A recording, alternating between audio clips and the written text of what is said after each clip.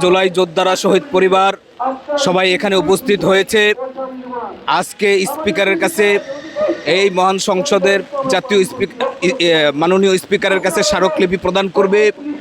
কেননা আমাদের যে জুলাই সনদ, এই বাংলার মানুষ ভোট দিয়েছিল জুলাই সনদ বাস্তবায়নের লক্ষ্যে, কিন্তু দুঃখের বিষয় এই জুলাই সনদ এই সরকার উপেক্ষা করেছে, মানুষের গণভোট বাস্তবায়ন করেনি এবং এই শহীদদের আকাঙ্ক্ষা নতুন বাংলাদেশ বিনির্মাণে সরকার কোনো ভূমিকা রাখে নাই।